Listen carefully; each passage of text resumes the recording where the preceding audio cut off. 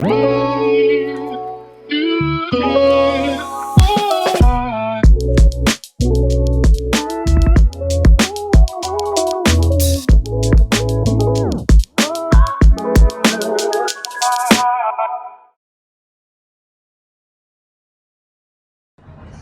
and welcome to Real Menopause.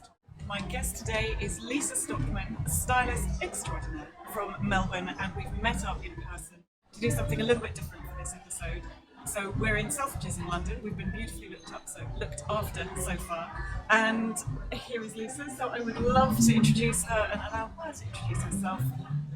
Welcome. Thank you so exciting so to meet much. you. Oh my Really goodness, lovely. it's so great to be in London, and as I'd said to you earlier, I reached out to you because I went bonkers crazy with perimenopause probably about 8 months ago and was trawling around for information on how to alleviate my symptoms, came across Honey, and it's just so great to be here with you and share some styling tips for your audience. Well, I was so touched when you did email me and said that you listened to the show and that it had helped, and then we got together on Zoom and had a conversation, and it was just right, we have to do this, we'll meet up and do something in person, particularly because the styling is so visual, so to actually see the clothes and to meet Lisa, viewers meeting her as much as us, was all very exciting.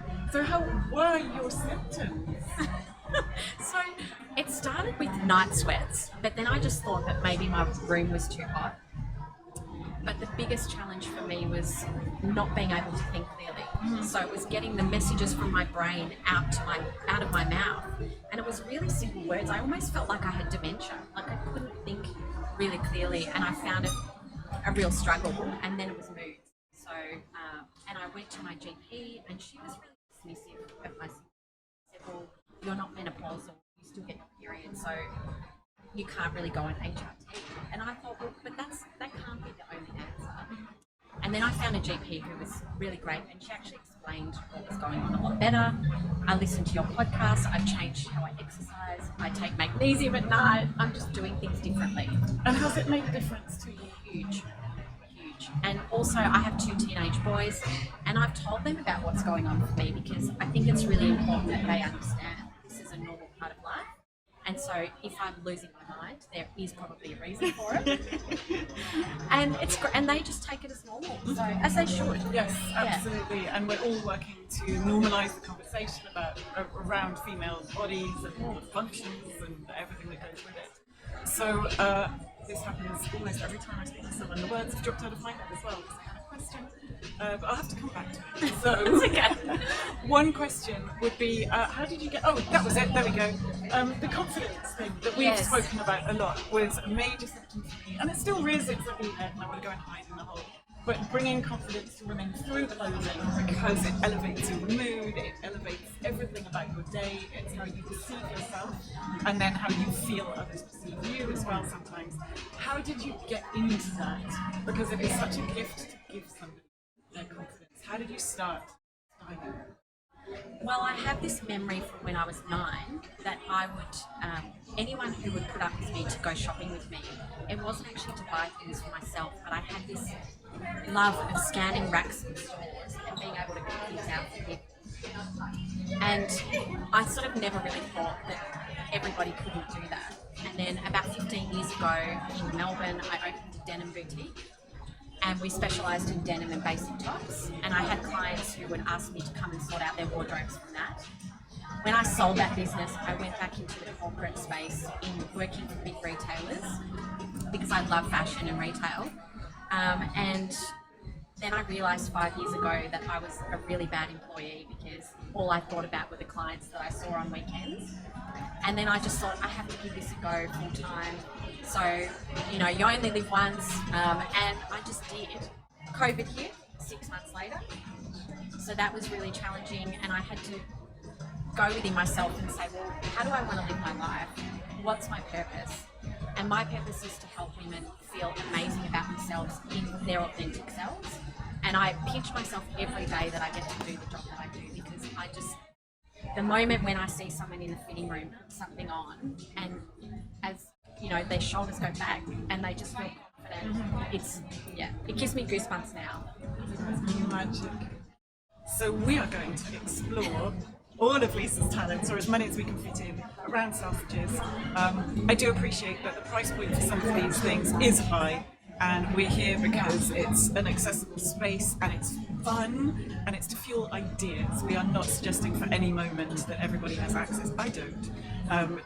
And I'm here, but not suggesting that everyone has access to this. But as you will gather later on, it's really the ideas, the cuts, and then how you can find the same or similar, very similar, certainly in terms of shape, but more high street, more accessible. So this is aiming to be tips, solutions for every midlife woman, if not even everybody out there, and to just give you some ideas and have some fun.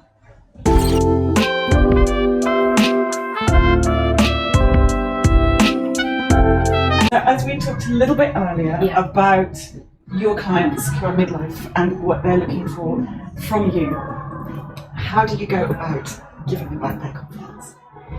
Well, I think the first thing for me is I'm so curious about people and their story. And so I spend my first hour with them getting to know them. And one of the weird questions that I ask them is, if you could imagine your future self, your best self, what would she be doing differently? How would she feel? What's something she would try that she's not trying now? What does she look like in your wildest dreams? And most people don't actually see themselves in that way. But once they think about it, they're doing all these things that they wish they could do. And I said, but you can actually do them now. And if the clothing is just a way that facilitates that, let's go for that. So I have an image of who that person is. And then I find things out about them, like, what are your hobbies? So when you're not the woman doing everything for everyone else, what lights your fire? And most people have let a lot of those things go. So they'll say, I used to be into yoga, I used to be into pottery, I love travel. And it's like, okay, let's get that back. So one of my clients was a lawyer, corporate lawyer, and she said, I used to do roller derby. Oh my goodness. That's and I was like, yes. So we got a suit for her, and then I got a printed t-shirt that had roller skates on it. So she could wear her blazer with the roller skates on the weekend and a pair of jeans. So there's still part of her that's there that maybe was lost for a while. Wow, that's a really lovely story. And I love the way you do that just with clothes and something so simple. Jeans used to be a massive staple, certainly in my wardrobe. They're not anymore for me, but I know they are really an essential piece to have available to you. Yes. And they're also one of the most troublesome things to buy. I remember just after having my first daughter, so we're now looking at about 17 years ago, phoning up my sister and going, are skinny jeans still going to be in? I know they've been around for about a year, but I've never bought them because I was pregnant and this and that and the other. And are they? Anyway, they've lasted all this time. I don't know if they're on their way out now or if they went last year because I don't wear jeans anymore. But everybody I know has a take on jeans. How do you solve this whole conundrum of high waist, low waist, wide leg, straight leg, cigarette pants, if they still exist as well, skinny jeans? What do you do? So I actually used to own a denim store in Melbourne. So denim is my... I used to say it's as horrific as buying swimwear for women because most women with the thought of buying jeans is just they'd rather give birth again. So jeans actually don't have to be scary, and I think whether skinny is in or wide leg is in actually doesn't matter. It's what you feel comfortable in. And in my experience with the women that I deal with, most women going through peri or menopause start to carry a little bit of weight around the tummy, and it doesn't matter what they do exercise wise, they feel that. So what I always suggest is, if you're not sure where to start, I always start with a mid-rise. Now, depending on the brand, that will depend on what that means. So a mid-rise typically is at your belly button. And American denim labels, their mid-rise is actually below the belly button. They call it a high-rise. Okay. So if you're shopping for denim and you're on your own, go into an amazing denim department like we're in at Selfridges and just say, I'm looking for something that's going to sit here. Because for every body, that will be different. I always think that in a wardrobe, if you only had one pair of jeans that defies a trend, it's a mid-rise, so whatever that is for your body, a slim leg, so not skinny and not straight, and a mid-blue. So something a little bit like this one. So this is a classic jean. I'm just going to put it here on the table. So the reason I love this one is because you could dress this up at night with a really cool top and a little heel and something, some great jewelry, or you could just as easily wear it on the weekend with a t-shirt. And it's just always going to look amazing. So it doesn't matter what body shape of client I'm dealing with. If they're starting from scratch with a jean, that's always my first stop. How should they sit on a human being?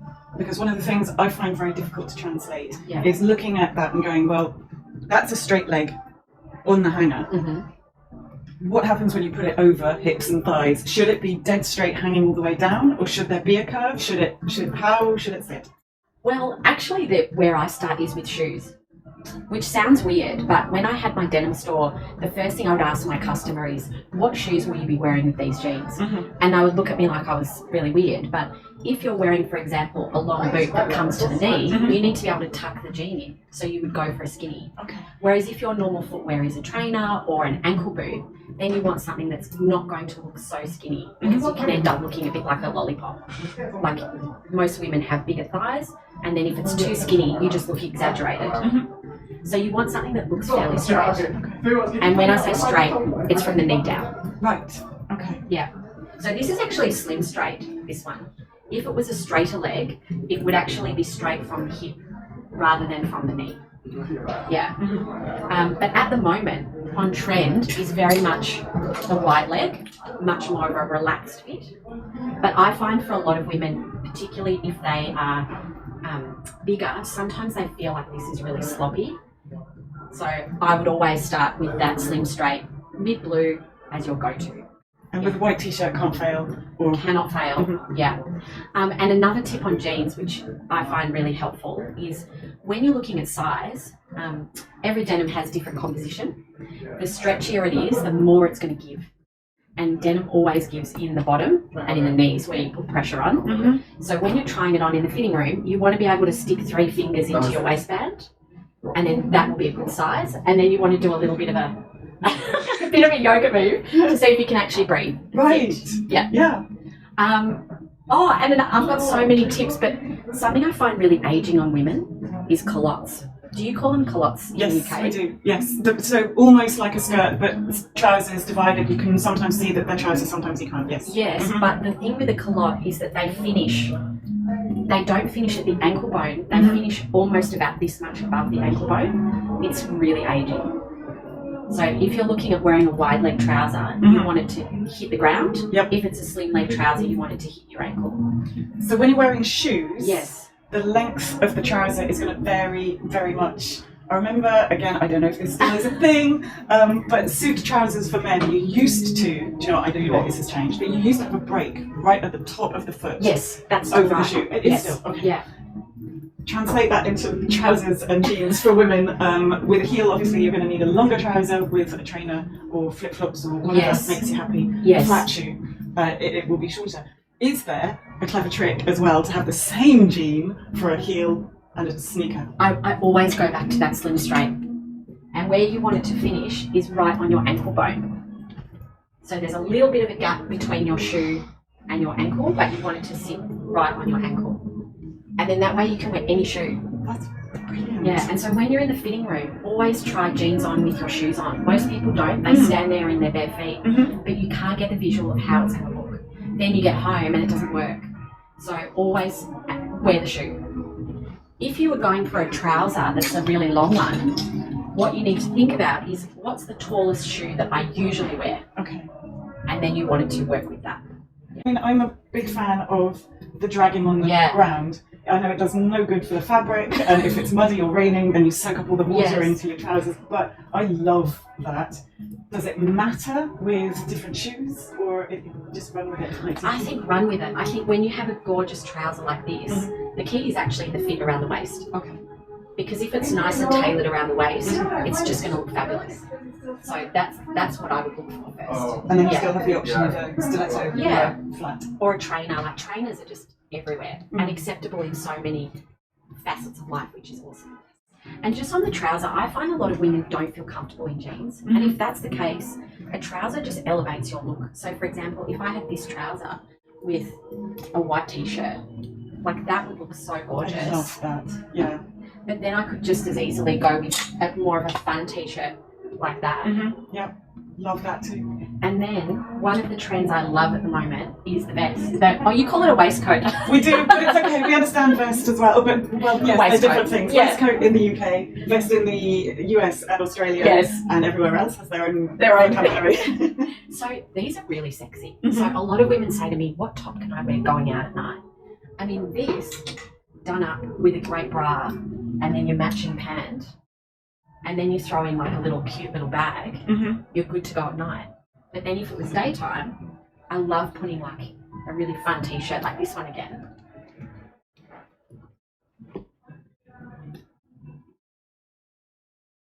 And then I'd put a trainer on and I'd go back again with that and a white trainer and it works.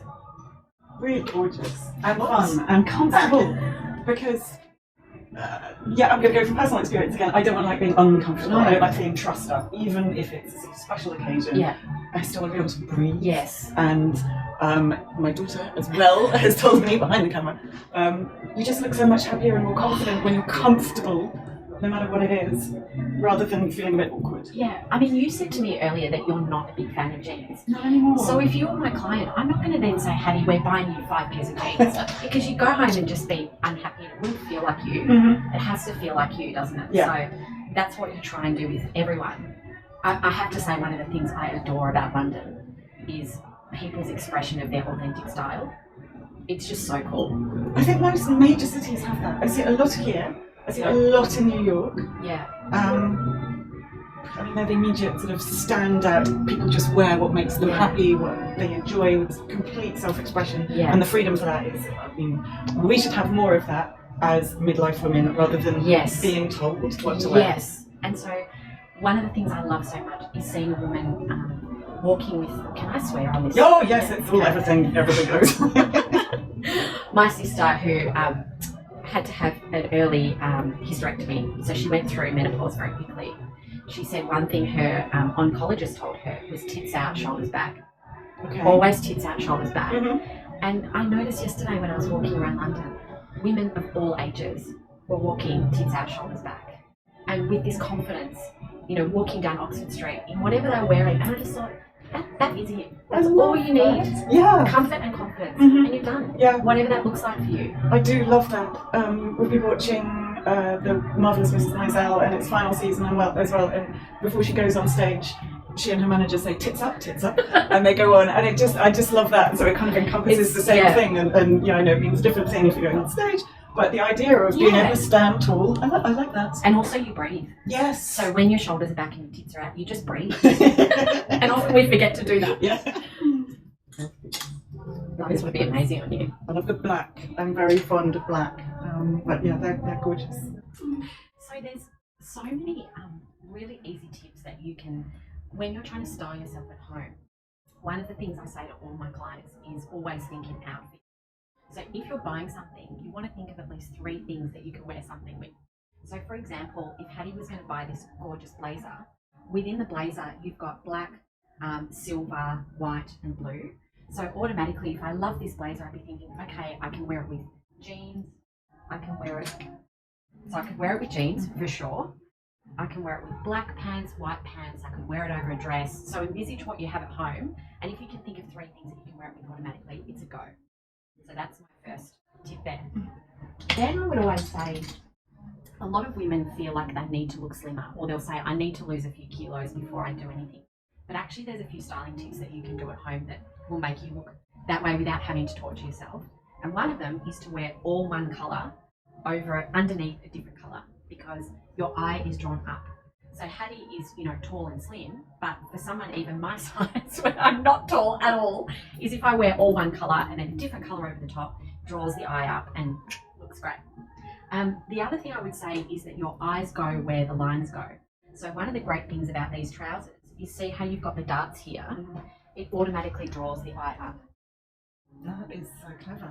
So sometimes when you buy jeans, they have those lines in the denim that go out that way. Yep. If you've got bigger hips and thighs, you don't want to be doing, because it's only going to draw your eye across where you don't want it to. So there are a couple of tips there. So you were telling me before that you love a slouchy look. Oh, so much. It just makes me Feels happy good. and comfortable. And Great.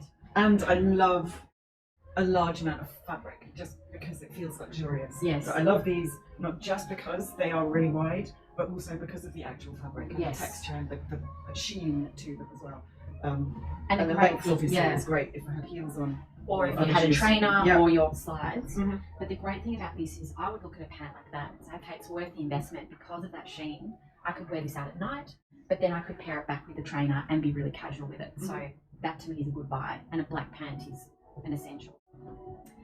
With a blazer, I always think a lot of women, when they wear a jacket, they don't show their wrist. But if you have a look here, when you put your shirt or blazer up near your elbow, it actually looks a lot more styled than it does on this arm, if you can see the difference.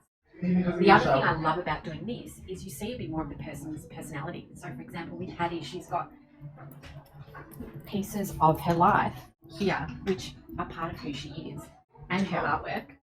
And this is all part of her personality. And I just love that. Whereas if this was down, I don't see any of that.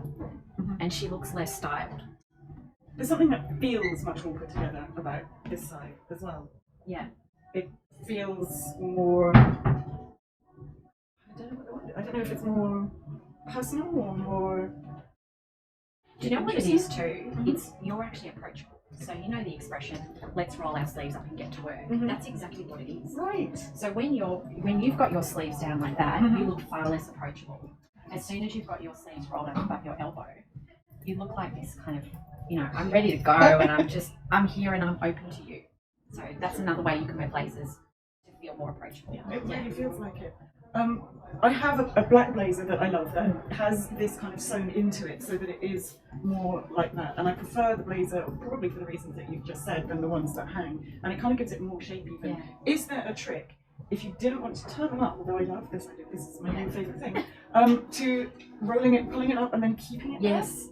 So I sometimes get from Boots or wherever, pharmacy, and get a hair elastic, put it on there, and just roll it up above your elbow, and the sleeve won't move. Amazing.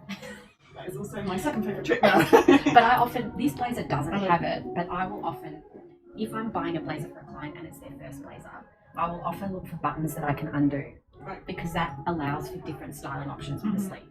And when you're looking at a jacket fitting you properly, you want it to sit on the edge of your shoulder. I think for most people that's the most flattering. There is a lot of oversize at the moment, but I find for a lot of women it's just they can't pull it off. Well, if you're petite, then I suppose it could swamp you. Yes, and if you're more of a fuller figure, it can actually make you feel even bigger. So if you're going for a classic blazer sort of shape like this one, I always look for the seam to sit right on the edge of the shoulder.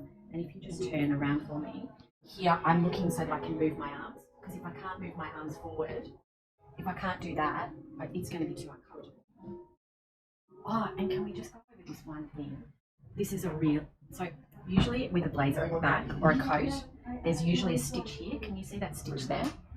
That's only there for transport purposes.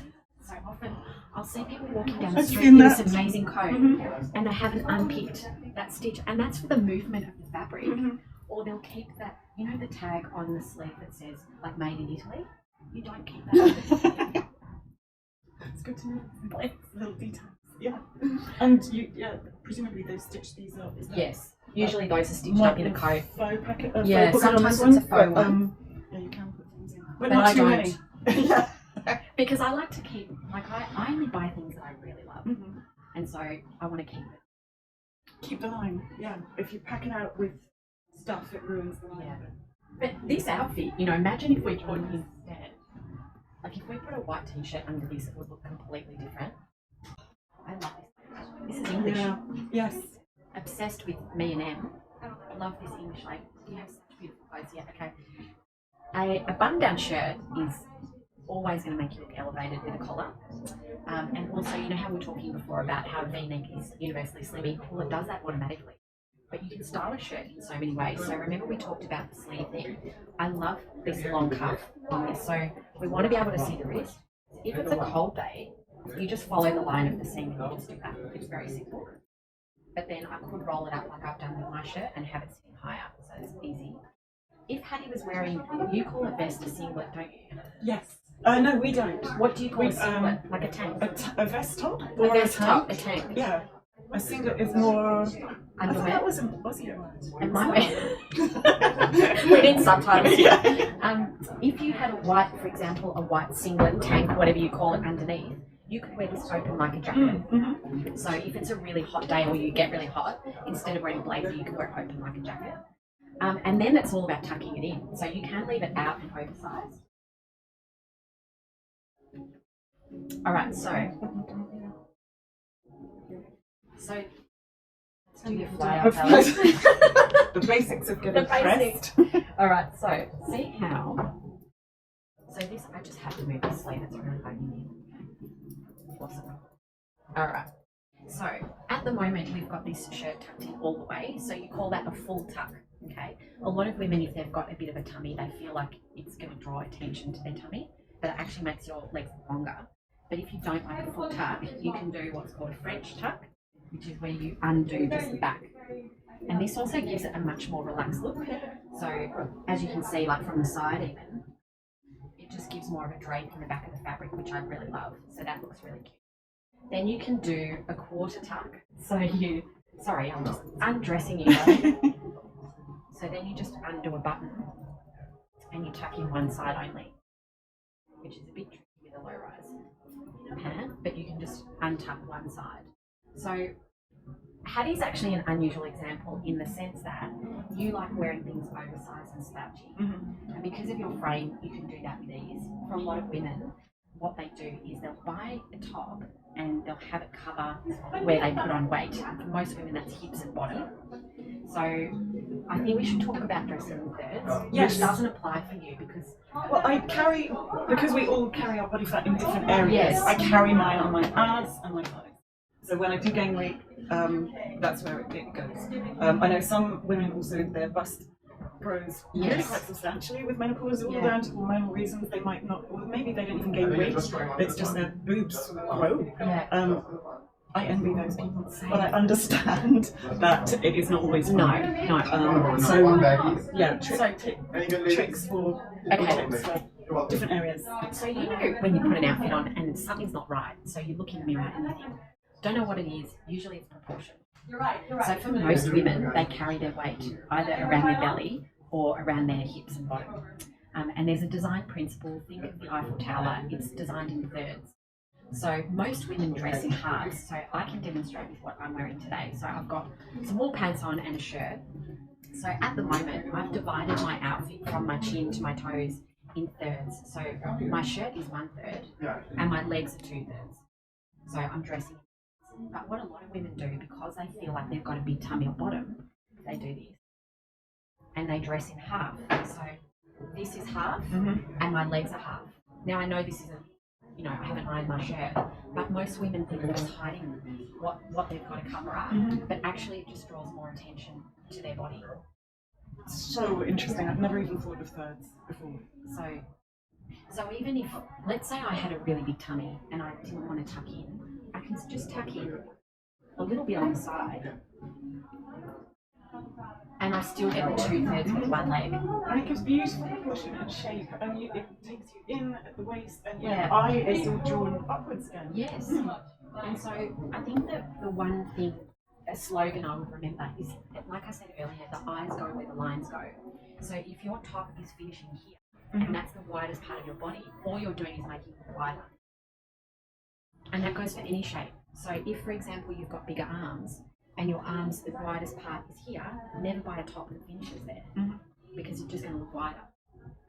And calves as well. Same. Yeah. And is that why culottes are quite aging? Because Yes. if they stop mid-calf, Yes. that's always the widest part. No matter how tiny your calves are, if it stops at the widest part, it's not. But it's also hard to get the 2/3, 1/3. Right, okay, yes. So it's even things like jackets that finish halfway down your body is always going to be harder to get proportion right. So that's why when I look at someone's body, they're the lines I'm looking for. It's never a one size fits. Yeah, genius. I do. It's brilliant. All these things.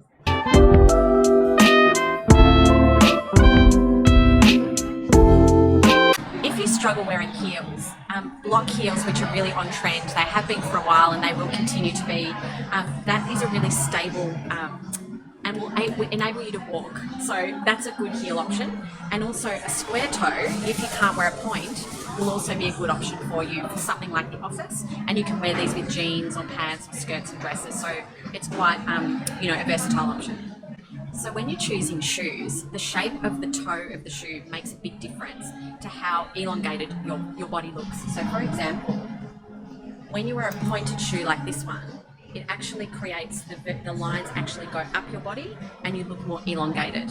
So the round of the toe, for example, a boot like that with this sort of rounded shape actually draws the eye down. So if you're a shorter person and maybe you're a fuller figure, this is not something that I would opt for unless you have really bad feet problems and you can't wear something a bit more pointy.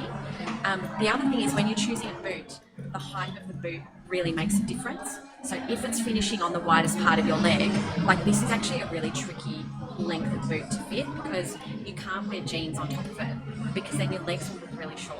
So it's always really good to try shoes on in person rather than buying them online if you can. Texture in a shoe. Yes. So something like this with denim and a white shirt would be amazing. And neutral but interesting, Yeah, so without not drawing boring. focus, but pulling Yeah. good focus. And, Yeah. I think an awful lot can be done for your mood and just overall feeling with shoes. Yeah. And you can, white t-shirt, pair of jeans, and then you have an interesting shoe that makes you happy. It just elevates, and it doesn't matter with weight fluctuations or hot flushes, a great shoe will always make you feel just... And the way you carry yourself as well. You walk differently, the tits up, out, up, whichever way you want them. Up and out. In a good Yeah, shoe. yeah. So so pretty. Oh.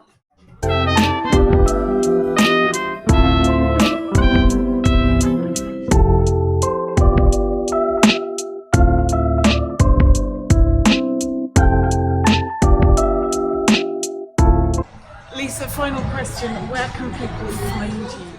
So I use Instagram a lot, and that's Lisa Stockman Stylist.